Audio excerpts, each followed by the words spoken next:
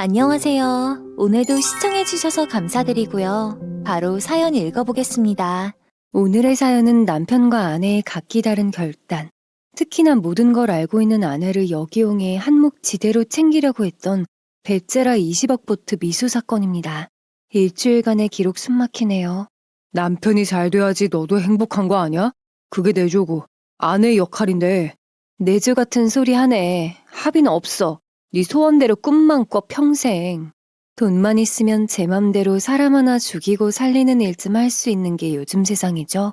정말 사람 목숨보다 돈이 더 귀한 세상이더라고요. 치밀하게 계획한 걸로도 모자라 수단 방법 가리지 않고 무대뽀로 접근했던 남편.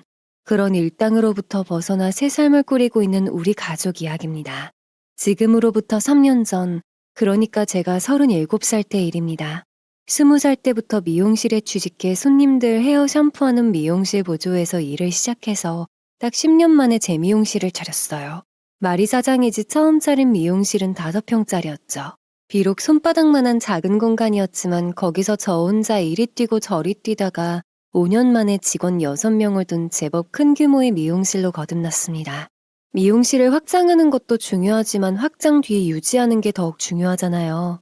점점 가게 규모를 늘렸다가 그걸 감당 못해서 주저앉는 주변 사장님들을 워낙 많이 봤거든요. 그분들이 왜 망했나 제 나름대로 점검해보았죠. 제 생각으로는 초심을 잃어서라는 생각이 들었습니다.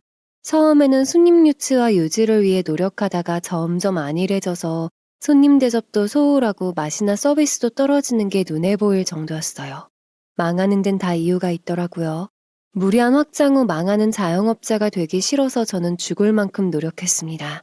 미용실 청결이나 기계 확충은 필수. 날마다 오픈 전 직원들 예절교육, 정신교육, 서비스 교육을 시켰어요. 퇴근 전에는 그날 잘못한 응대는 없었는지 점검하는 시간도 가졌고요. 저 역시 원장이라고 해서 마음 편하게 놀러 다니지 않았습니다. 단 하루도 쉬지 않고 가게에 나와서 준비 점검을 철저히 했죠. 그걸 못하면 언제든 망할 수 있다는 생각이 정말 컸어요. 그런 저를 직원들은 정말 독하다고 수군대기도 했습니다. 그렇지만 직원들 월급 맞추고 가게를 수익이 나게 끌고 가기 위해서는 어쩔 수 없는 일이라고 생각했어요. 우리 좀만 더 고생해요. 월급, 인센티브 무조건 보장해 드릴 테니까요. 제가 차린 미용실 우리 동네에서는 꽤 잘 나가는 가게였죠. 그러던 중 우리 가게에 새로운 직원이 한 명 들어왔습니다. 얼굴에 보조개가 쑥쑥 들어가는 애교가 철철 넘치면서도 싹싹한 직원이었어요. 미용 기술은 초보였지만 얼마나 싹싹하고 부지런한지 정말 마음에 꼭 들더라고요.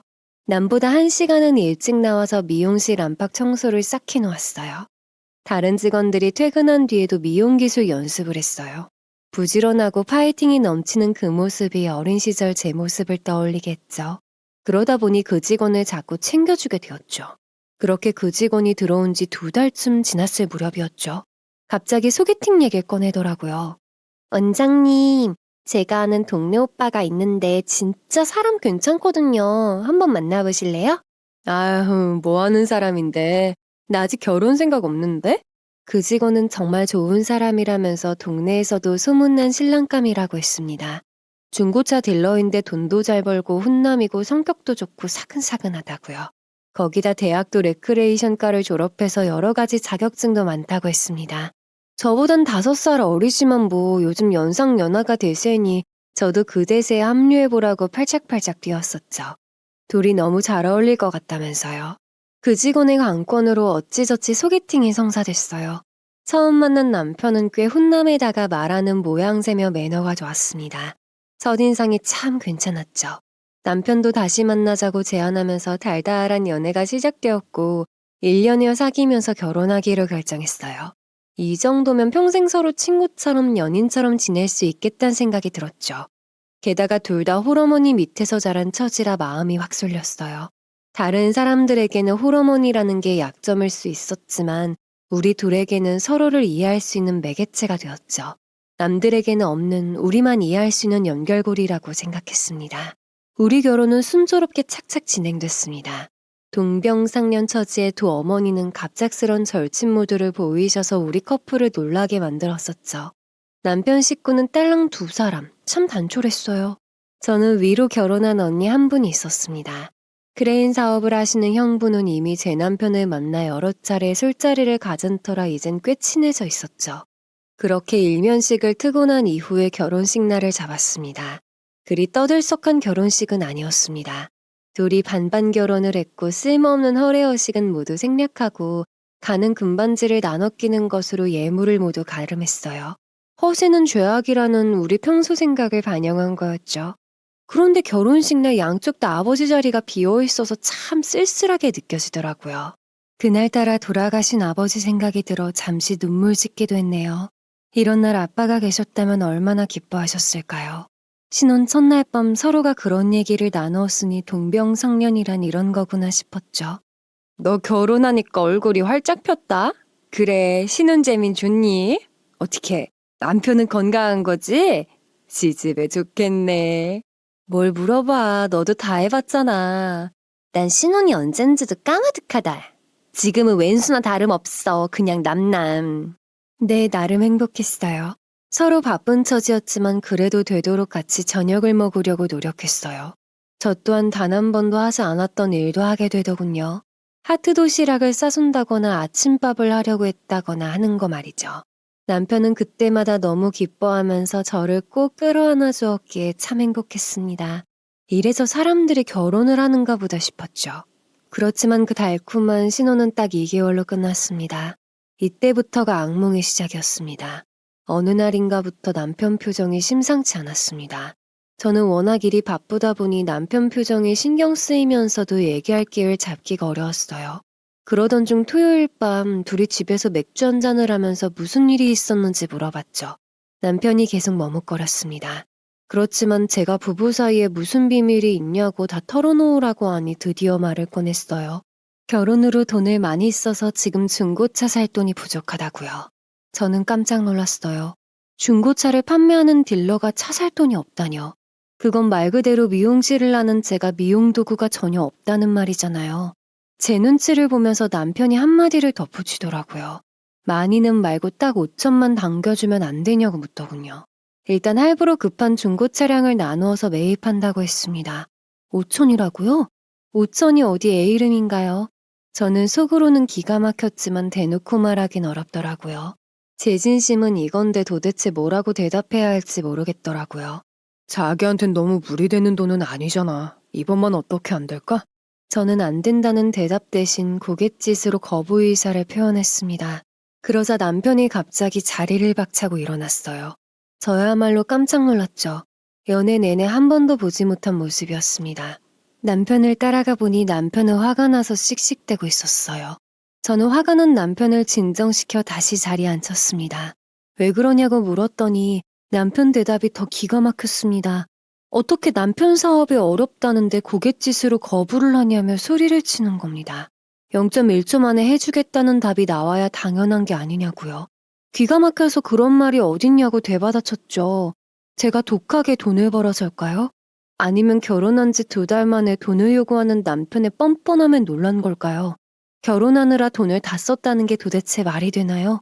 저는 어이가 없어서 남편의 변한 태도에 놀라 그저 입만 떡 벌어졌습니다. 남편은 부부 사이가 그런 거 아니냐며 어쩜 남처럼 생각하냐며 내내 버럭버럭했습니다. 내가 잘 돼야 우리가 잘 되는 거지. 정말 너무한다. 내가 어디 허투루 돈을 쓰는 것도 아니고 사업 자금인데 그게 그렇게 아깝냐? 저는 그만하자고 대화를 피했습니다. 안 되는 건 안 된다고 강하게 말하면서요. 그 뒤 냉전이 지속됐어요. 남편은 아예 대놓고 저를 무시하는 태도를 보였습니다. 날마다 친구들과 어울려 술을 먹고 들어왔습니다. 기본 귀가 시간이 12시고 새벽 서너 시가 되어서야 집에 돌아왔어요. 그렇게 점점 제 결혼 생활은 불행해지기 시작했고 건강을 생각해서라도 일찍 들어오면 안 되냐는 말에 왜 갑자기 여편녀 노릇하냐고 비꼬았습니다. 저는 정말 화가 치밀었습니다. 결혼 직후 당연한 것처럼 돈 요구를 한 남편이 뭐가 저리 당당할까요? 저도 화가 나서 언제까지 그럴 거냐고 빽 소리를 질렀죠.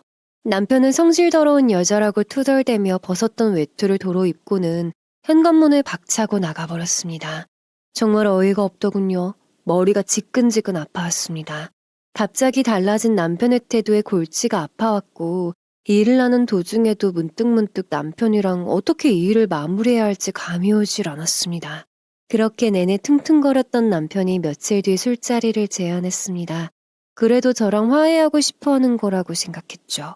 그래서 저는 그날 미용실 일을 조금 빨리 마무리하고 남편과 만났어요. 그런데 남편은 혼자가 아니었습니다. 연애 시절부터 함께 어울렸던 남편 친구도 나와 있었죠. 보험 설계사를 하는 친구였어요. 너무 뜬금없었습니다. 재수씨 잘 지냈죠? 이놈이 재수씨 같이 만나자고 해서 괜찮죠? 그럼요. 그동안 잘 지내셨죠? 왜 그렇게 얼굴 안 보여주셨어요? 저번 집들이 이후로는 처음이잖아요. 이놈이 지 혼자만 재수씨 얼굴 보려고 그런 건지 영 같이 만나잔 말을 안 하더라고요. 우리는 맥주잔을 부딪히면서 여러 이야기들을 나누었죠. 연애니 결혼이니 신혼이니부터 가벼운 농담까지 오고 갔어요. 그렇게 가볍고 유쾌한 이야기로 술자리가 끝날 줄 알았죠. 하지만 그건지 오산이었습니다. 갑자기 남편이 그러는 겁니다. 요새 중고자동차 시장에 변화가 찾아오고 있다고요. 새 정부가 들어서면서 법이 바뀔 거라고 했죠. 그게 뭐냐고 물으니 중고차 거래가를 이전에는 딜러들 말곤 몰랐대요. 그런데 이제는 투명하게 거래 내역을 신고하는 것으로 바뀔 거랍니다. 그러면 중고차 딜러들이 자신들의 판매가를 모두 오픈해야 한다는 겁니다. 그렇게 되면 중고차 딜러들의 수입은 현저히 떨어질 수밖에 없다는 것이었어요. 이야기를 듣고 보니 그렇더라고요. 소비자들이 거래가를 잘 모르면 딜러들이 얼마 벌어들이는지를 모르잖아요. 그런데 이제 법이 바뀌어서 거래 내역을 모두 알게 된다면 모든 게 달라지는 건 당연지사였죠. 간혹 많이 남겨먹는 딜러들이 있다는 걸 저 역시 남편에게 들어서 잘 알고 있었거든요. 지난번에는 중고차 살 돈을 요구하더니 이번에는 왜 이런 얘기를 하는 걸까요? 뭔가 바라는 게 있어서 꺼낸 얘기라는 걸 저도 알고 있었죠. 산 넘어 산이란 생각이 다 들었습니다. 물론 남편 돈벌이를 바라보고 결혼한 건 아니에요. 제 수입이 꽤 되기에 남편에게 크게 바라는 건 없었습니다. 그렇다고 남자가 마냥 노는 건 아니잖아요. 남자든 여자든 자기 일이 있어야 사회적으로도 바로 서는 거잖아요. 남편 직업이 꼭 마음에 든 건 아니지만 자기 돈벌이하고 착실해 보이니 결혼 결심을 한 거거든요. 물론 벤츠를 끌고 다니는 건 마음에 들지 않았습니다. 그렇지만 영업에 도움이 된다고 하니 그러려니 했고 그냥 제 밥벌이하고 성실하고 저한테 잘해주면 괜찮은 남편감이라고 생각했습니다. 그렇지만 결혼 후 얼마 지나지 않아서부터 계속 돈, 아니면 직업상 비전 없다는 얘기를 듣는 것도 즐겁지만은 않았어요. 그러면 어떡할 거냐고 물었죠. 남편은 방법이 딱 하나 있다고 했습니다. 그게 무슨 방법인데? 내가 골목에 슈퍼마켓을 하고 있는데 옆에 대형마트가 들어와 봐. 그러면 어떻게 되겠어? 슈퍼마켓은 죽겠지? 중고차 시장도 마찬가지야. 여기서 살아남기 위해서는 그 누구도 건드리지 못할 규모로 만들어야 해. 한마디로 중고차 사업을 크게 벌여야 한다는 얘기였죠. 그걸 어떻게 하느냐고 제가 되물었죠. 안 그런가요? 중고차 살 돈이 없다면 저에게 돈 5천을 대달라고 했던 사람이잖아요. 무슨 돈으로 그 일을 벌이려는 건지 저야말로 황당했습니다. 그러자 남편이 답답해하며 한숨을 푹 내쉬는 겁니다. 그러자 그 옆에 남편 친구가 대신 나섰습니다. 뭐든 크게 벌려야 크게 버는 거라면서요. 도대체 무슨 돈으로요? 라고 바로 묻고 싶은 걸 꾹 참았습니다. 니들 뭔지 버리는구나 라고 일단 드러나 보자 싶었습니다. 드디어 본론이 나오더군요. 제게 남편을 믿고 대형 중고차 매장을 하나 내보자는 겁니다. 저는 어이가 없어서 두 사람을 멍하니 바라보고 있었어요. 남편 친구는 열띠게 설명을 이어나갔습니다. 마침 우리 구에는 아무도 큰 중고차 매장을 갖고 있지 않으니 이번 기회가 호기이며 적게일 수 있다고요. 바로 지금이 남편 직업도 업그레이드 시키면서 저 역시 작은 부자가 아니라 큰 부자가 될 수 있는 기회라고요. 예상 자본금을 물어보니 20억을 말하더라고요. 저는 그 큰 금액이 멈칫했어요. 저는 그런 돈 없다고 바로 대답했습니다. 정말 승산이 있다면 한번 걸어볼 수 있는 돈이겠지만 함부로 베팅할 수 있는 돈은 아니었습니다. 20억이라뇨. 이것들이 제정신이 아니라는 생각이 들었죠. 너는 이게 문제야. 무조건 돈 없다고 하는 거. 이번에 당신이 한번 밀어주면 돼. 너랑 나뿐만 아니라 양가 모두 큰 부자가 되는 길이야. 알아? 역시 여자라서 소심하네. 남편 친구도 맞장구를 치더라고요. 둘이 한편이라는 생각이 들면서 저는 순간 어지럽고 숨이 막혔어요. 정신을 차려야겠다는 생각이 강하게 들었습니다. 제가 그런 돈은 없다고 하면 아파트뿐만 아니라 그동안 모아두었던 예적금에 싹싹 털고 대출을 받으면 얼추 가능하지 않냐고 끈질기게 설득해왔습니다. 이렇게 무작정 돈을 투자하는 건 아닌 것 같아. 그런 돈도 없거니와 사업계획서를 한번 가져와봐. 그거 검토해보고 답변 줄게. 일단은 그 얼토당토 않는 이야기를 들을 필요는 없을 것 같아 사업계획서 이야기를 핑계 삼았습니다. 남편은 갑자기 제가 와이프가 아니라 사업가로 바뀌었다며 구시렁댔어요. 남편 친구도 옆에서 재수씨 너무한 거 아니냐며 지원사격했습니다. 저는 조금도 물러서지 않았어요. 한두 푼도 아니고 몇십억을 그냥 투자한다는 건 말도 안 되었죠. 그런데 이들은 포기를 몰랐습니다. 이틀 뒤 남편이 사업계획서를 들고 저를 찾아온 겁니다. 저는 단골 손님 파마를 해주고 있어서 그냥 탁자에 두고 가라고 했죠. 남편이 잘 검토해달라며 저를 보곤 방글방글 웃더라고요. 그러면서 손을 흔들며 나갔습니다. 웃는 얼굴에 침을 뱉을 수도 없고 손님들도 있는지라 마주 손을 흔들어 주었습니다. 남편은 그 순간만은 마냥 행복한 것 같았습니다. 그날 유난히 손님이 많아서 퇴근 시간쯤엔 파김치가 되어 있었죠. 그제야 남편이 두고 간 서류 봉투가 눈에 띄었습니다. 무거운 마음으로 한숨을 쉬며 열어봤는데 한눈에 쭉 훑어본 결과 그리 탐탁지 않았어요. 사업계획서 자체도 대충대충 쥐어온 티가 났습니다.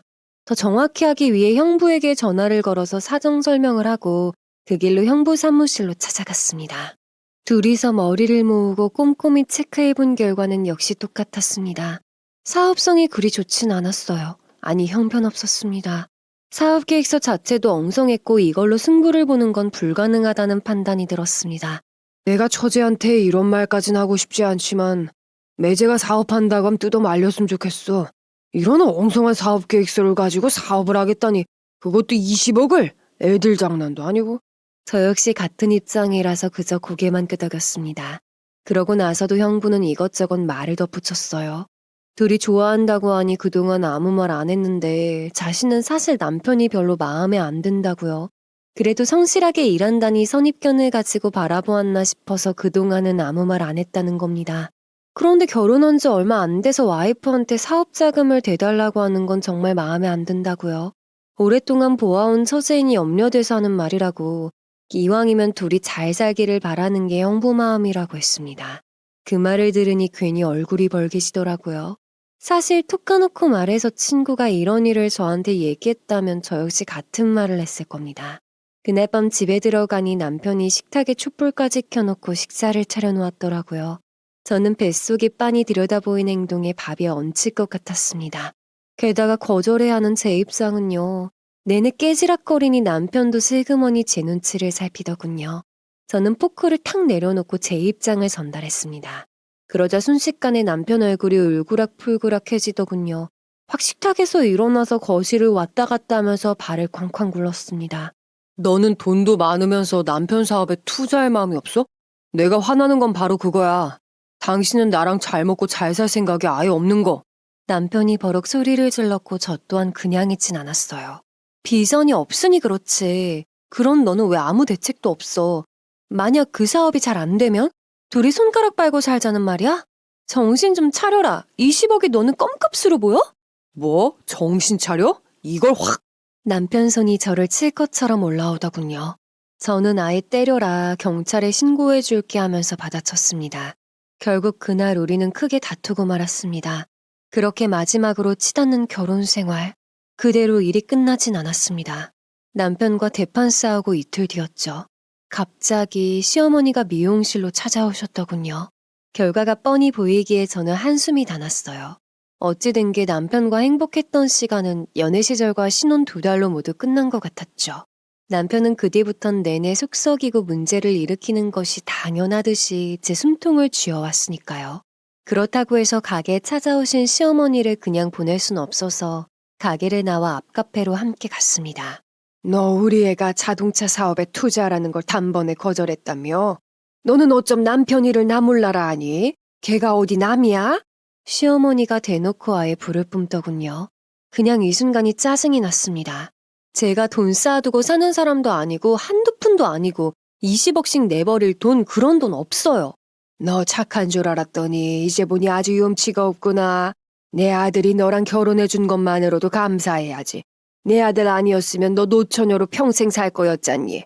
시어머니는 작정을 한 듯 아예 막 나가셨습니다. 아무리 그러셔도 제 통장에서 돈 나갈 일은 없을 테니 이런 일로는 다시 찾아오시지 말라고 단단히 일렀습니다. 시어머니는 쿵쾅거리면서 카페 유리문이 돌아갈 정도로 문을 닫고 나가셨어요. 남편이 제 어머니를 꼭 닮았더라고요. 너무 분하고 기가 막혔지만 자존심이 상해서 그 누구에게도 말 한마디 못하고 속으로 삭히려니 정말 화가 머리끝까지 치밀었습니다. 저는 한동안 카페에 앉아서 속을 달랬어요. 간신히 다시 마음을 잡고 손님들에게 웃는 얼굴로 대했습니다. 손님들 머리를 만지면서도 속으론 별별 생각이 다 들었어요. 누군 쉽게 장사한 줄 아시나? 손님들 요구대로 머리를 매만져도 잘했니, 못했니, 갖은 막말을 먹기도 하는 게 바로 이 장사거든요. 소위 말하는 대로 영혼까지 다 팔아서 악착같이 번 돈이었습니다. 주말 포기하고 취미도 포기하면서요. 연애와 결혼은 다르다더니 달라도 너무나 달랐어요. 평생을 같이 해도 좋을 만큼 믿음직한 남자인 줄 알았더니 도대체 이게 뭔가요? 결혼한 뒤에는 자기 생활도 책임지지 못하는 무책임한 남자였던 건가요? 저는 부글부글 끓는 화를 누르느라 무척 힘들었습니다. 아니 이미 이 시기부터 저는 결심을 하고 있었던 것 같습니다. 그 결심은 오래가지 않았습니다. 다음 날 간신히 눌러놓은 인내심이 폭발하는 일이 생겼습니다. 저녁 때쯤 엄마가 갑자기 전화를 하신 겁니다. 제 일이 워낙 바쁘니 전화를 잘하지 않는 분이라 갑작스런 엄마 전화에 저는 깜짝 놀라 무슨 일이 있으시냐고 여쭸어요. 그러자 엄마는 잠시 망설이셨죠. 성미 급한 저는 무슨 일이시냐고 얼른 말씀하시라고 재촉했어요. 엄마는 내게 이런 얘기를 전할까 말까 고민하셨다고 합니다. 시어머니가 오늘 엄마 집에 오셨다고요. 혹시나 싶었는데 제 예상이 맞았습니다. 시어머니가 아들 사업에 자금을 대달라고 부탁하러 오셨다는 거죠. 저는 화가 나서 막말이 다 나올 뻔했습니다. 너희 무슨 일 있니? 김서방 얼굴에 그늘이 잔뜩 꼈는데 내가 알던 예전의 모습이 아니라서. 그리고 안사돈도 그렇고. 엄마는 신중한 분이었습니다. 그런 엄마가 제게 얘기를 전할 정도라면 분명 걱정되는 부분이 있었겠죠. 시어머니가 아들 걱정이 되셔서 그런 부탁을 하시러 오신 거겠지만 아무리 그래도 결혼한 지 얼마 안 돼서 이런 금전적 요구를 하는 게 마음이 편치 않다고 하셨어요. 형부가 제게 했던 말과 조금도 다르지 않았죠. 저 역시 같은 부분이 걸린 터라 늦게 먹은 점심이 딱 얹히는 기분이 들었습니다. 엄마는 우려해서 하는 말이니 크게 마음 쓰지 말라고 괜히 전화했는지 걱정스럽다고 하시면서 전화를 끊었습니다. 저는 직원들이 신경 쓰지 않도록 잠시 밖에 나가 숨을 골랐습니다. 맨날 돈돈하는 남편, 사업 자금을 대달라고 요구하는 남편과 시어머니, 빨리 결정하고 싶었습니다. 하지만 엄마는 모른 체 하라고 그냥 넘어가라고 하셨어요. 그렇지만 아무 일 없는 것처럼 넘어갈 수는 없었습니다. 집에 들어온 남편을 붙잡고 얘기를 하자고 했죠. 남편은 이야기를 하자는 제 말에 눈썹을 치켜 올리더군요. 무슨 얘기? 나 사업자금 대줄 거야 말 거야? 그 얘기 말고 우리가 더 할 얘기가 있어? 장난해? 내가 무슨 돈줄이야? 그리고 왜 엄마한테까지 찾아가서 그러는 건데. 저는 더 이상 남편과 얘기해봤자 소용없다는 걸 깨달았어요. 그래도 할 말은 해야 했죠. 시어머니가 우리 엄마 집에 다녀가셔서 사업자금 대달라고 하셨다고 다시 그런 일 없게 해달라고 경고했죠. 하지만 제 예상과는 달리 남편은 더 막 나갔습니다. 아들 걱정해서 그런 거지 너야말로 남편 걱정은 손톱만큼도 안 한다고 정 떨어진다네요. 나도 돈 보고 결혼한 거냐고 나는 돈 지갑 노릇은 절대 안 한다고 응수했죠. 그 후로 남편은 더욱 비뚤어졌습니다. 날마다 술꼬래가 되어서 집에 들어왔고 시위하듯 거실 소파에서 잠을 자더군요. 아, 이제 끝이구나. 마음을 확실히 먹었던 시기였어요. 그런데 며칠 뒤 언니가 머리 손질을 하러 가게에 찾아왔어요. 한동안 못 본 터라 반가웠는데 귀신같이 손님들이 없는 시간을 잘 골라서 왔더라고요. 언니 머리에 로트를 말고 나서 같이 커피를 마셨죠. 이런저런 주변 이야기를 하는 중에 언니가 요즘 남편과 사이는 어떠냐고 묻는 겁니다. 신혼생활은 괜찮냐고요. 저는 한숨을 쉬며 많이 안 좋다고 했어요. 결혼한 지 2달 만에 중고차값 5천만 원 대달라고 했던 일부터 이번에 사업자금 대달라고 한 얘기까지. 거기에 시어머니께서 엄마를 찾아간 얘기며 요즘 술 취해서 새벽에나 집에 들어온다는 얘기와 각방 생활한 지 오래됐다는 말까지 다 술술 불게 되더라고요. 이렇게 행복 끝 불행 만땅인 결혼 생활을 계속해야 할 이유가 없다고 했습니다. 아유, 너 어떡하니? 정말 큰일이다. 내가 이 말 안 전하려고 했는데. 뭔데 다 털어놔. 망설이다 털어놓은 언니 말은 더욱 놀라웠습니다. 우리 가족을 모두 돈지갑으로 아는지 형부한테도 사업자금 대달라고 찾아갔다네요. 게다가 그때 형부가 이미 처제가 가져와서 사업 계획서를 다 봤다. 사업성도 없고 믿음도 안 간다고 대답했대요. 다시는 돈 얘기하지 말라고, 이런 일로 찾아오지 말라고 거절한 거죠. 형부가 딱 잘라 거절하니 갑자기 태도가 불량스러워졌는데 찔리는 게 있는지 절대로 저한테는 전하지 말라고 해서 입 꾹 다물고 있었답니다. 그러면서 제 걱정을 많이 했다네요. 하지만 이건 아니다 싶어 이렇게 찾아온 것이었죠. 언니도 제 걱정을 늘어놓았습니다. 저는 언니 말에 반박할 수가 없었어요. 저 역시 남편의 태도가 믿음직스럽지 않았고, 아니 그 정도를 넘어서서 같이 계속 사는 게 맞는 건지 날마다 머릿속이 복잡했거든요. 이런 말 안 하려고 했는데 나 이미 이혼 생각하고 있어. 행복하려고 결혼한 건데 결혼하고 나서 행복한 적이 별로 없는 것 같아. 그냥 빨리 결정해야겠어. 제 대답에 언니 얼굴은 그늘이 졌습니다. 언니는 저를 토닥이면서 걱정 말라고, 네가 힘든 일 있으면 언제든 다 털어놓으라고 위로해줬어요. 그때 탁 소리가 들려서 돌아봤더니 남편과 저를 소개팅 시켜준 그 직원이었어요. 손에 들고 있던 드라이어를 바닥으로 떨어뜨렸길래 조심하라고 주의를 주었죠. 언니가 나가면서 제게 귓속말을 했어요.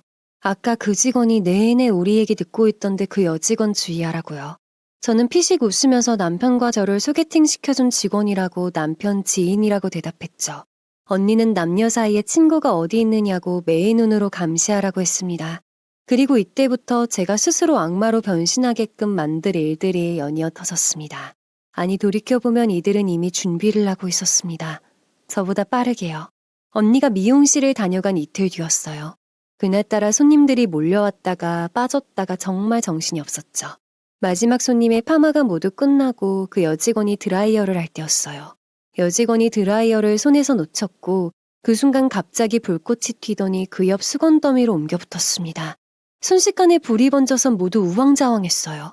저는 양동이에 물을 받아 뿌렸고 실장님과 다른 직원들도 물을 날랐습니다.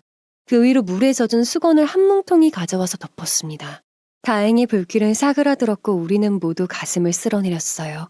하마터면 소중한 미용실을 모두 날릴 뻔했습니다. 저는 정신이 하나도 없었고 넋이 나갈 지경이었습니다. 그런데 갑자기 미용실 문을 열어 젖히며 남편이 가게로 들어섰어요. 이 타이밍에 들어온 것도 그렇고 더군다나 내 옆에 있던 그 여직원 옆으로 자연스레 남편이 위치하더군요. 여자라면 알 수 있었습니다. 너무나 자연스러운 행동, 그건 육감이었어요. 저는 태연하게 어떻게 왔냐고 물었더니 그냥 근처에 일부 다가 왔다고 하더군요. 눈빛은 흔들리고 거짓말이라는 것을 바로 알 수 있었습니다. 이 조그마한 행동이 저를 예리하게 만들었어요. 마음속에 의심의 연기가 강하게 피어올랐습니다. 지난번 둘 사이를 조심하라는 언니의 경고가 떠올랐고 그날 밤 저는 내내 잠을 이루지 못했습니다. 늦다면 늦은 나이한 결혼이어서 이혼만은 피하려고 안간힘을 썼는데 그 여직원과 남편의 모습, 결과는 뻔해 보였습니다. 그리고 이때부터 저는 독하게 준비했습니다. 남편이 눈치채지 못하게요. 반대로 남편은 남편대로 일을 꾸미고 있었던 시기였고 제 예상과 달리 재빠르게 행동으로 옮겼습니다. 이들에겐 시간이 없었으니까요. 다음 날 남편이 보험 설계사 친구와 함께 미용실에 나타났습니다. 가슴 한 구석이 싸늘해지는 걸 느꼈죠. 아무래도 걱정돼서 이 친구랑 같이 왔어. 어제 화재 사고 얘기를 했더니 화재 보험이랑 상해 보험이랑 또 뭐라고? 여러 가지 들어둬야 나중에 큰일 안 당한다고 해서 얘 말이 맞는 것 같아서 말이야. 한번 얘기 좀 들어봐. 그래, 니들 이미 다 꾸며놓고 진행하는구나. 입술을 바득바득 강하게 깨물었습니다. 우선 결정은 재수 씨가 하셔야 하니까 여기 얼른 자리에 앉아보세요. 남편 친구는 아예 봉잡았다고 생각했는지 화재보험은 물론 상해보험, 생명보험까지 모두 들어야 한다고 장황하게 설명을 늘어놓았습니다. 제 거, 엄마 거, 언니, 그리고 직원들 모두 들어야 한다고요. 남편은 옆에서 바람잡이처럼 얼른 들어두어야 한다고 한술 더 뜨고 있었죠. 저는 조용히 핸드폰 녹음 버튼을 눌렀습니다. 저는 남편 친구 설명을 딱 자르고 그 모든 걸 다 들려면 액수가 얼마가 되는지 물었습니다. 200만 원이 훌쩍 넘더라고요. 저는 길게 듣지도 않고 딱 잘라서 거절했습니다. 계약서를 꺼내던 남편 친구의 손이 허공에서 그대로 멈췄고 남편은 황당한 얼굴이 되었어요. 보험 필요 없어요. 그깟 불 끄면 그만이죠. 그리고 저희 가족은 이미 필요한 보험은 하나씩은 있고요. 세상이 험하니 더 들어야 한다고 한 건 남편이었습니다. 저는 기가 막혀서 눈빛으로 쏘아주고 무슨 말을 더 해줄까 생각하는 중인데 마침 단골 손님이 들어왔어요. 오늘 중요한 VIP 손님이니 모두 나가주시라고 말했습니다. 남편이랑 남편 친구 눈길이 허공에서 얽히는 게 포착됐죠. 저는 이를 악물었습니다. 그래, 니들이 그럴수록 더 집요하게 대처해야겠다 생각했습니다. 그렇게 직원들이 다 퇴근하고 나서 가게 의자에 멍하니 앉아있는데 언니가 들어왔습니다. 친구랑 근처에서 저녁을 먹고 집에 가는 길에 미용실에 불이 켜져 있어서 들렀다는 거였죠. 언니가 제 얼굴을 보더니 깜짝 놀라며 무슨 일이 있느냐고 물었는데 저는 최대한 빨리 이혼해야겠다고 말했습니다. 그게 무슨 말이냐며 그 사이 또 무슨 일이 있었느냐고 묻더라고요. 저는 화재 사고와 남편이 그 여직원과 관계, 오늘 보험 판매를 하는 친구를 데려와 거액의 보험을 가입시키려는 일 등을 모두 털어놓았습니다. 언니는 아무 말 없이 저를 꼭 껴안아주곤 네가 결심한 대로 다 응원해주고 도와주겠다며 저를 다독여 주었습니다. 그동안 움츠러들고 굳어있던 마음이 조금은 녹는 것처럼 느껴졌습니다. 언니는 조금 진정한 저를 보고는 이야기하기 시작했어요. 왜 갑작스럽게 화재가 났는지 그 이유를 자세히 살펴보는 게 좋겠다고요. 사고로 생긴 일일 수도 있지만 혹시 다른 이유가 있을지는 모르는 건 아니냐고요. 네가 이혼을 하든 안 하든 그 여직원은 빨리 내보내자. 눈앞에 두고 눈꼴 사나운 꼴을 보면 네 마음이 불편하잖니. 더 독하게 시간 끌어서 할 거면 차라리 흥신소를 고용하든가. 언니의 충고는 모두 마음에 와닿는 실질적인 것들이었습니다. 저는 아무 말 없이 고개를 끄덕였어요. 문득 흥신소를 고용해서 시간을 두기보다는 빨리 이혼을 하는 게 낫겠다 싶었어요. 뭔가 남편보다 빨라야 한다는 촉이 절 지배했으니까요. 저는 다음날 당장 그 여직원을 따로 불러 통보했습니다. 그 여직원은 무슨 일인지 묻더라고요. 이런 말 거북하게 들릴진 모르겠지만 아무래도 다른 직장을 찾아보면 좋겠어. 그게 무슨 말이에요? 저보고 나가란 말이에요? 왜요? 지난번 화재 사고도 그렇고 미용실도 요즘 힘들고 그래서 직원을 한 명이라도 줄여보려고 그래. 저는 못 나가요. 이거 부당해고인 거 아시죠? 저 자르면 노동부에 신고할 거예요. 저는 무시했습니다. 어차피 이 직원하곤 다시 볼 날이 있을 거라 생각했고 그때는 머리채를 잡을 생각이었으니까요. 그런데 그날 저녁 직원들이 모두 퇴근하고 난 뒤 남편이 갑자기 들이닥쳤습니다. 너 걔 잘났다며? 너 미쳤어? 마음이 정말 싸늘하게 식더군요. 이젠 대놓고 우리 그런 관계야 라고 말하는 거나 마찬가지였죠. 내가 내 직원 자르는데 네가 무슨 상관이야? 무슨 관계니?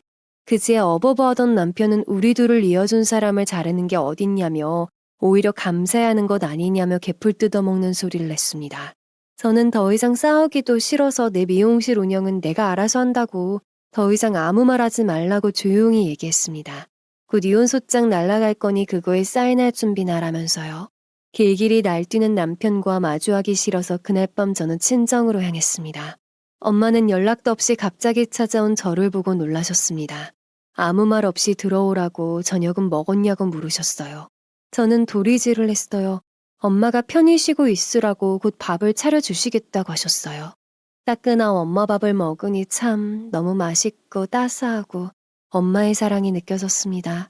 엄마는 무슨 일이 있냐고 물으셨지만 아무 일 없었다고 그저 엄마 밥이 먹고 싶다고 돌려 말했어요. 엄마를 걱정시키긴 싫었습니다. 세상에 어느 엄마가 딸의 이혼을 두 팔 벌려 환영하겠어요. 다음날 저는 변호사를 찾아가 상담을 받고 서류를 작성하기 시작했습니다. 법적으로 치밀하게 준비해야 했으니까요.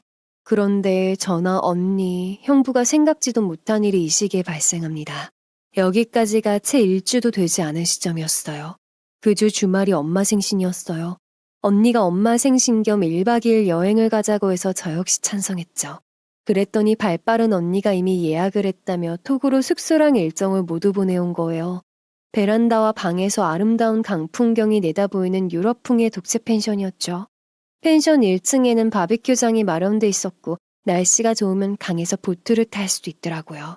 그런데 어떻게 알았는지 느닷없이 큰 목소리로 남편이 전화를 해왔습니다. 그게 뭐야? 놀러 가기로 했어? 나만 빼놓고? 그건 또 어떻게 알았어? 신경 끄고 이혼소장 변호사님이 작성하고 있으니까 그거나 신경 써. 저는 남편을 배제했습니다.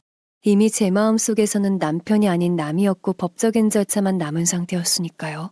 이게 악몽이었습니다. 아니, 그들의 마지막 무대뽀 계획이었죠. 알았다니까. 일단 장모님 생신부터 챙기자고. 나도 가야지. 사위가 장모님 생신에 안 간다는 게 말이 돼? 남편이 버럭 화를 냈어요. 저는 안 와도 된다고, 언제 우리 친정이나 나한테 관심이나 있었느냐고 대꾸했죠. 네가 안 오는 게 우리 도와주는 일이라고 답했습니다. 변호사나 만나라고 했죠. 그러자 남편은 성질을 버럭 내곤 끊어버렸습니다. 그래서 거기는 오지 않을 거라고 생각했어요. 당일날 형부가 큰 승합차를 빌려와서 저를 태우러 왔더군요. 저는 혹시나 남편이 보이나 싶어서 주변을 둘러보았는데 다행히 남편 모습은 보이지 않았습니다. 아무래도 사람의 직감은 맞는가 봅니다. 그날 제가 남편이 혹시라도 올까봐 두려워했던 걸 보면요. 평상시 같으면 그런 생각조차 안 했을 텐데 그땐 왜 그런 행동을 했던 건지 지금 곰곰이 생각해봐도 참 소름 끼칠 정도입니다. 얼른 차에 타라고 형부가 저를 불렀습니다. 제가 차 뒷좌석에 올라타니 커다란 모자를 쓰고 화사한 옷을 쓴 엄마가 환히 웃고 있었어요. 와, 우리 엄마 너무 예쁘시네. 누가 60대로 보겠어요. 다시 시집 가셔도 되겠네. 우리 장모님이야 늘 예쁘시지. 우리 예쁜 저제도 얼른 타요. 늙은 왕자님이 공주님을 태우러 왔습니다. 형부의 너슬에 차 안에 웃음꽃이 피었습니다. 펜션으로 가는 내내 소풍 가는 어린애처럼 들뜬 기분이 들었습니다. 드디어 예약해놓은 펜션에 도착해 짐을 풀었습니다. 2층에서 본 강풍경은 잔잔하고 푸르러서 속이 확 트이는 느낌이 들었어요. 언니와 형부가 짐을 나르느라 낑낑거리는 게 보였죠. 저는 얼른 달려가 짐을 들었어요. 언니, 뭘 이렇게 많이 준비했어? 여행이란 게 또 먹는 맛 아니냐. 신나게 먹고 놀고 마시고 재밌게 지내자, 응? 언니가 제 옆구리를 쿡 찌르며 말했습니다. 엄마 생신을 겸해 제 기분도 풀어주려고 준비했다는 걸 느낄 수 있었어요. 2층 침실에서 밖을 보시는 엄마의 표정도 환해서 저까지 기분이 좋아졌어요. 한참 바비큐를 즐기고 있을 때였죠. 형부가 땀을 뻘뻘 흘리며 고기를 구워 한 점 한 점 우리에게 건네주고 있었습니다. 갑자기 요란한 차 소리가 들려서 보니 남편의 벤츠였습니다. 순간 소름이 끼쳤어요. 남편은 차에서 내려 트렁크를 열더니 바리바리 싸운 짐을 꺼내더라고요. 저는 한 발짝도 움직이지 않았습니다. 장모님 생신 축하드려요. 아리따운 우리 장모님 드리려고 제가 이걸 준비해왔죠. 남편이 빨강, 분홍, 하양 장미꽃이 수십 송이 꽂힌 바구니를 엄마에게 바쳤습니다. 엄마는 뭘 이런 걸 다 하시면서 예의상 받는 게 보였습니다. 저도 언니도 형부도 남편의 등장에 깜짝 놀랐습니다. 바쁘다고 들었는데 어떻게 왔어? 시원찮은 형부의 말에 남편은 넙죽 자리에 앉아서 형부가 구운 고기를 볼이 미어지게 쑤셔 넣더라고요. 저는 정말 짜증이 나고 불쾌했습니다. 저는 남편을 한쪽으로 불러 소리쳤습니다. 어떻게 알고 왔어? 내가 오지 말랬지? 너 이래도 변하는 건 하나도 없어. 그냥 가. 그게 우리 가족 도와주는 거니까. 그러자 남편은 다 아는 수가 있다며 그게 뭐가 중요하냐고 너스레를 떨었습니다. 그리곤 이리저리 정신없게 왔다 갔다 시선을 돌렸어요. 엄마도 일단 놔두라며 고갯짓으로 신호를 보냈습니다. 그렇게 술자리가 이어졌고 다음날 저는 머리가 쪼개질 듯 아팠습니다. 어제 술이 과했던 모양이었죠. 잠에서 깨려면 커피가 필요했습니다. 커피를 마시려고 1층에 내려갔는데 남편이 거실에 있더군요. 너 갑자기 왜 그래? 그냥 하던 대로 해. 아니, 조용히 있다가 그냥 집에 가. 괜히 분란 일으키지 말고. 무슨 말이야? 커피 한 잔 줄까? 얼굴 보니 딱 필요한 것 같은데. 저는 필요 없다고 제 손으로 커피를 타먹었습니다. 그리고 의심의 눈초리로 물어봤죠. 무슨 마음으로 여기 왔냐고요. 남편은 장모님 생신잔치에 사위가 빠지는 게 말이 되냐고 어필했습니다. 저는 더 이상 말 섞기가 싫어서 무시했어요. 그렇게 늦은 아침 겸 점심을 먹고 난 뒤였어요. 형부는 걸려온 전화를 받느라 한참 베란다에 나가 있더라고요. 결국 회사 크레인 사고가 터졌다고 얼른 가봐야겠다고 형부는 급히 떠났어요. 갑작스런 사고가 터졌다니 뭔가 찜찜했습니다. 그렇게 급히 내달리는 형부 차를 배웅하고 난 뒤였어요. 옆에 멀거니 서 있던 남편이 날씨가 좋으니 보트를 타러 나가자고 바람을 잡았습니다. 뭔 말이야, 피곤한데 무슨 보트야? 나도 어제 늦게까지 놀았어. 조금 그런데? 우리의 의견이 보트 안 타는 쪽으로 기울 때였어요. 장모님 생신이신데 여기까지 와서 하이라이트인 보트를 안 타는 게 말이 돼? 저희가 계속 거부를 하자 남편이 신경질적으로 변했고 분위기가 싸늘해져 가고 있었어요. 그러자 엄마는 그래도 사람 성의가 있는데 조금만 타자고 하셨어요. 엄마는 그냥 일이 더 커지기 전에 빨리 남편을 보낼 요량이었습니다. 그걸 귀신같이 눈치챘던 걸까요? 남편은 더욱 열을 띄어서 꼭 보트를 타러 가자고 강하게 어필했어요. 자기가 어제 미리 보트를 예약하고 왔다. 이미 예약금도 배로 내고 왔다고 하더라고요. 이때는 정말 몰랐습니다. 사람이 어디까지 추해질 수 있는지를요. 아니 생각조차 못했어요. 주변엔 다른 관광객도 많았고 차들도 왔다 갔다 분주한 길목이었으니까요. 엄마 또한 빨리 타고 헤어지자는 표정이셨고 손으로 가자는 신용을 하셨습니다. 그렇게 강으로 나갔더니 진짜 남편 말대로 보트 주인이 우리를 기다리고 있더라고요. 그런데 보트 근처로 가보니 맑은 날씨와는 달리 파도가 세서 과연 보트를 탈 수 있을지 걱정스러웠습니다. 사장님, 물이 출렁출렁거리는데 이런 날도 타나요? 좀 거칠긴 한데 조심조심하면 되죠. 보트 주인이 애매모호하게 말을 흐렸어요. 그때 남편이 우리를 배로 몰더라고요. 먼저 보트에 올라타면서 아무렇지도 않다는 듯 그 위에서 팡팡 뛰었어요. 자, 다들 올라오세요. 저기 사장님도 안전하다고 하는데 무슨 걱정이에요? 어서요. 그 뒤 보트에 올라타는 엄마 손을 남편이 붙잡았고 그 뒤 언니도 낑낑거리며 보트에 탔어요. 물살이 꽤 셌고 모터 굉음과 더불어 파도의 힘이 느껴졌죠. 그렇게 강한 가운데에 도착했을 때였어요. 그제서야 우리 모두 구명조끼를 안 입었다는 걸 퍼뜩 깨달았습니다. 잠시 세워봐. 우리 구명조끼 좀 입고.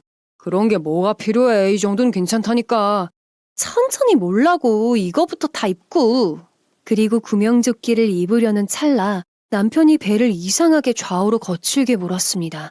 저 언덕에선 사장님이 무슨 소리를 지르는 게 들렸는데 엔진 소리에 그 소리마저 희미해질 뿐이었습니다. 그 순간 삽시간에 배가 반쯤 뒤집혀 가라앉았고 저흰 강에 내동댕이 쳐졌어요.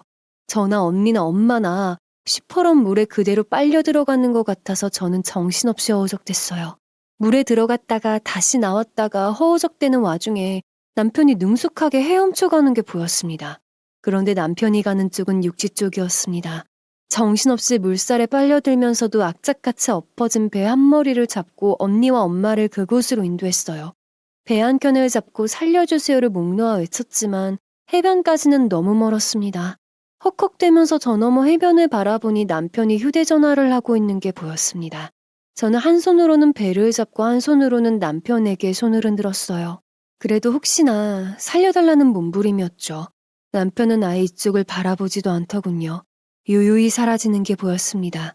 그 뒤로 남편을 잡으려는 보트 사장님의 모습만 희미하게 보였어요. 배를 잡고 있는 팔에 힘이 빠지는 게 느껴졌습니다. 조금만 더 버티자고 서로를 다독였지만 얼마나 더 버틸 수 있을까요? 그때 요란스러운 모터보트 소리가 들리면서 인근에 있던 다른 보트가 다가서고 있었습니다. 그 배에는 신고를 받고 출동한 경찰이 동행해 있었고요. 경찰입니다. 지금 가고 있습니다. 조금만 더 버티십시오 하는 확성기 소리가 들렸습니다. 얼마나 물속에서 떨었는지 몸이 덜덜 떨리고 물먹은 솜처럼 축 늘어졌어요. 그렇게 육지에서 안정을 찾고 경찰서로 들어가니 경찰관들이 모포를 우리에게 둘러주더라고요. 따스한 밀크커피를 마시고 있는데 경찰서로 뛰어들어오는 형부 모습이 보였습니다. 형부는 우리를 부둥켜 안고 괜찮냐고 자꾸자꾸 되물었습니다. 그러다가 언니 얼굴을 살피고 제 얼굴과 엄마 얼굴을 찬찬히 살피고는 안도의 한숨을 쉬었어요. 감사합니다, 감사합니다를 되풀이하면서요. 형부는 얼른 경찰관들에게 집으로 데려가고 싶다는 의사를 전했죠. 경찰관들이 오늘은 가시고 내일 사고 조사를 하자고 했습니다.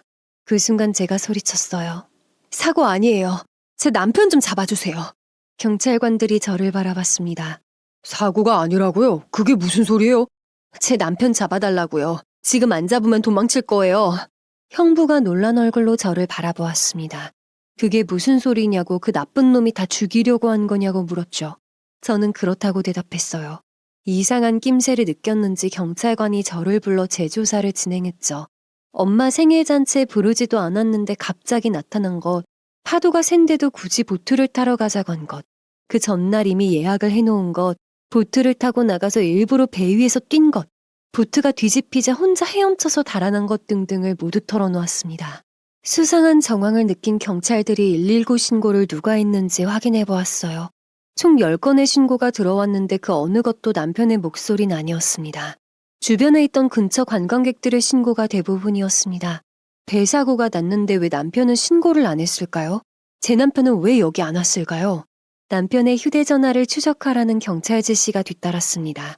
경찰들이 바삐 움직이는 게 보였고 몇몇 분들이 뛰어나가는 것도 보였습니다. 경찰 조사는 계속되었습니다. 저랑 남편을 이어줬던 여직원과 남편의 수상해 보이는 정황, 미용실 화재 사건, 남편 친구가 보험 들기를 관건한 것 등 제가 할 수 있는 진술은 모두 했습니다. 그러자 담당 형사는 오늘 할 수 있는 일은 다 했으니 얼른 집에 가서 쉬시라고 권했어요. 거기 버티고 앉아있어봐야 더 이상 할 수 있는 일은 없겠더라고요. 형부의 부축을 받아 한 걸음 내딛는데 무릎이 탁 꺾이면서 그대로 주저앉았어요. 눈물이 앞을 가리더라고요. 남편이 저를, 아니 우리 가족 모두를 죽이려고 했다뇨. 이게 말이 되나요? 형부의 강권으로 우리는 즉시 병원으로 옮겨졌고 이틀 동안 그곳에 머물렀습니다. 형부는 조금 몸이 회복되면 정신과 치료도 병행해야 한다고 주장했죠.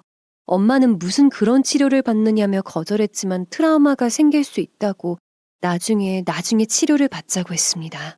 형부는 경찰과 수시로 연락을 하는 것 같았지만 우리에게 전해주지는 않았습니다. 별 소식이 없는 걸 보면 아직 잡히지 않은 거였죠. 저는 병원에 누워 있었지만 속이 꺼멓게 타들어갔습니다. 우리 모두 없애려 한 나쁜 놈, 그놈이 도망쳐서 잘 살면 안 되니까요. 며칠 뒤였습니다.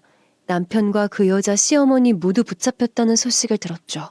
더욱 어이가 없었던 건 저희가 집을 비운 사이에 엄마 집 금고에 있던 보석이며 현금 유가증권 등을 모두 털어서 필리핀행 비행기를 타려다가 붙잡혔다는 겁니다. 저는 그들이 수갑을 차고 경찰서로 들어서는 그 모습을 꼭 보고 싶었습니다. 죄를 지은 사람들이 응징을 받는 것을 꼭 제 두 눈으로 보고 싶었거든요. 경찰서로 들어서는 남편 얼굴을 주먹으로 후려갈겼습니다. 남편이 저를 때릴 듯이 달려들더라고요. 제 옆에 형부도 경찰관도 저를 붙잡고 뜯어 말려서 더 이상 때려주지 못한 게 내내 분했습니다. 그 뻔뻔한 작자들은 정말 인간도 아니더군요. 저나 제 가족들이 살아있는 걸 안타까워했어요. 그저 계획대로 되지 않은 게 억울했던 모양이었습니다. 모든 계획이 틀어진 걸 서로의 탓으로 돌리며 비난하더라고요. 저는 저들이 과연 사람인가 싶었어요. 온몸이 부들부들 떨리고 철저한 응징을 가해야 한다는 굳은 결심을 하게 되었습니다. 얼른 해치우자고 했잖아. 네가 꾸물거려서 다 된 밥에 재 뿌린 거야. 그게 내 탓이야? 여자 마음 하나 제대로 못 잡아서 정말 나이는 어디로 먹었니? 시끄러워. 너네가 여자를 잘못 고른 거야. 너네 때문에 이게 다 뭐냐? 이 나이에 감옥 들어가서 살아? 그렇게 이 사건에 치밀했던 계획이 조사로 드러나게 되었습니다. 그들은 저를 올가매려고 철저히 준비했더군요. 제가 꽤 재산이 있다는 말을 들은 뒤 정말 어느 정도 있는지 나름 사전조사를 했더라고요. 저나 제 엄마가 가진 재산을 얼추 다 파악한 겁니다. 그 다음은 그 여자가 제 미용실에 들어온 거죠. 제 미용실에 취직하려고 미용기술 자격증도 땄다니 정말 치밀했습니다. 제 마음에 들기 위해 일찍 출근하고 늦게 퇴근하고 미용실 안팎 청소도 열심히 하고 싹싹하고 부지런했던 건 다 제 비위를 맞추기 위해서였습니다. 그 다음은 술술 풀렸죠. 남편과 제 소개팅을 제안했고 제가 그 덫을 문 거죠. 제가 짐작했던 대로 그들은 내연관계였습니다. 아니 그 둘 사이에 제가 끼어든 거죠. 그들의 의도대로 말이에요. 남편은 슬슬 저를 구슬려서 돈을 뜯어낼 목적이었지만 제가 말을 안 들으니 그대로 묻어버리기로 계획을 바꾼 거였습니다. 화재 사고 역시 그들이 마련한 계획이었습니다. 사실 저만 그 미용실에 있었어야 하는데 준비가 미흡해서 제대로 해내지 못한 거였더라고요. 남편은 제 일거수일투족을 감시하기 위해 결혼 전에 이미 도청장치를 내놨더라고요. 그러니 언니와 제가 하는 말을 다 들을 수 있었고 이혼 얘기가 나오니 발등에 불이 떨어진 거였죠. 그 작자들은 저를 황금알 나는 거위로 봤던 겁니다. 그들의 계획을 듣다 보니 사람이 제일 무섭다는 생각이 절로 들었었죠. 거기에 보조 출연자들도 있었네요. 남편 친구라는 보험 설계사와 보트 주인이었습니다. 남편이 보험 설계사를 괜히 데려온 게 아니었습니다. 제 사인을 받아서 다른 목적의 보험을 들려고 했던 거죠. 제 재산을 빼돌리는 것은 물론 계획을 바꿔서 저를 없애려고 했기에 그 보험 설계사와 짜고 보험을 무려 8개나 들었더군요. 물론 상해보험, 종신보험 위주로요. 남편이 제 사연에 위조했더군요. 그 보험 설계사 친구에게는 30% 보상을 약속했더라고요. 그런가 하면 보트 주인은 엑스트라였습니다. 사고 전날 나타나서는 원래 보트 타는 비용보다 3배를 더 얹어주었던 겁니다. 그나마 양심은 있어서 그날 배가 안전한지 상황은 괜찮은지 보러 나왔다고 합니다. 물살이 너무 세서 그 자리를 떠나지 못하고 있던 차에 배가 뒤집히는 걸 발견하고 얼른 119에 신고했다죠. 이게 그간의 최종 결과입니다. 황금알을 낳는 거위의 배를 가르려 했던 인간들은 결국 법의 무거운 심판을 받게 되었습니다. 제가 철저한 응징을 다짐하며 정말 비싼 변호사진을 대동했거든요. 그들이 세상 밖으로 나오려면 긴 세월이 걸릴 겁니다. 그것으로 끝났느냐고요? 아니요. 그들이 두 갈래로 우리 가족에게 계획을 짠 것과 똑같은 방법으로 되돌려 주었습니다. 재판과 별도로 악착같이 민사소송도 진행했거든요.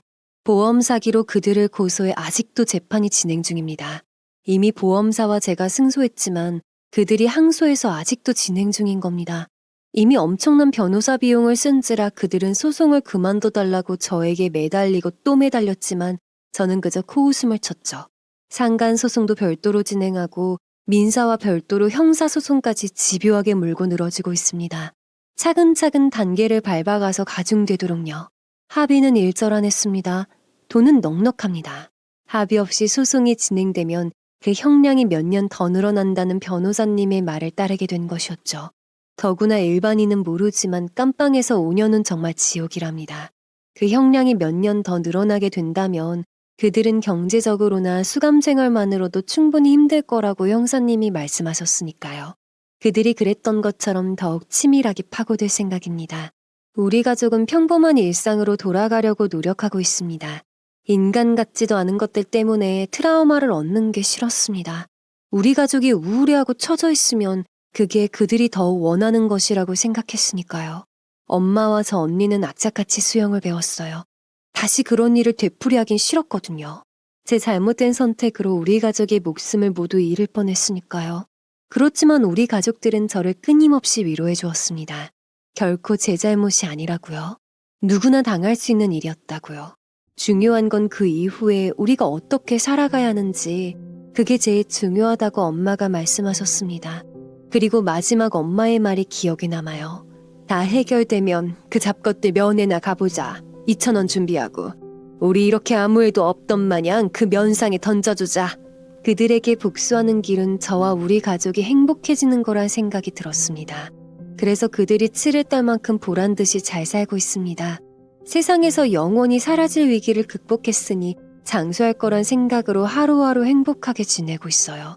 불사조 정신으로 살아가고 있다고나 할까요? 우리 가족은 이 사건을 계기로 더욱 똘똘 뭉쳐 지내고 있습니다. 독한 세상, 상식을 벗어난 자들, 그런 자들에게 지지 않는 여성으로 새 인생 멋지게 살고자 합니다. 지금까지 긴 사연 들어주셔서 감사합니다. 여러분의 가정에는 평안만을 깃들길 바라면서 이만 마치겠습니다. 더 많은 이야기, 기막힌 사연을 듣길 원하신다면 구독과 좋아요, 알림 설정 부탁드립니다.